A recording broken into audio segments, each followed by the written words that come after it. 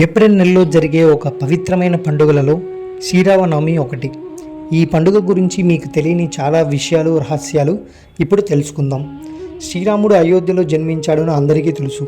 కానీ అసలు అయోధ్య అంటే సాధారణ నగరం కాదు. ఇది ఒక ఆధ్యాత్మిక శక్తి కేంద్రం. మన శరీరంలో 7 చక్రాలు ఉండగా హృదయ చక్రం, ఈ చక్రానికి అయోధ్యకు సంబంధం ఉందని పురాతన గ్రంథాలు చెబుతున్నాయి. శ్రీరాముడి జనన సమయంలో సూర్యుడు, మంగళుడు, శనిగ్రహం, గురుడు, శుక్రుడు, ఈ 5 గ్రహాలు అన్నీ తమ ఉత్తమ స్థితిలో ఉంటాయి. ఇది జ్యోతిష శాస్త్రం ప్రకారంగా 1000 ఏళ్లకు ఒక్కసారి మాత్రమే జరిగే ఒక అరుదైన ఘట్టం. రామ అన్న పేరులో రా అంటే అగ్నిశక్తి, మా అంటే జలశక్తి. రాముడు అంటే శక్తి మరియు శాంతికి రెండిటికి సమతుల్యత.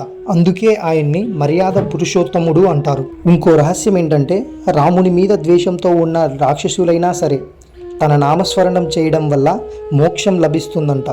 ఇది వాల్మీకి రామాయణంలో రచించబడింది. ఈ శ్రీరామనవమి కేవలం పండుగ మాత్రమే కాదు, ఇది మనలో రాముణ్ణి మేల్కొల్పే రోజు. శాంతి, ధర్మం, ధైర్యం ఇవి మన జీవిత మార్గం కావాలి.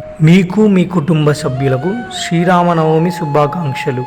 జై శ్రీరామ్.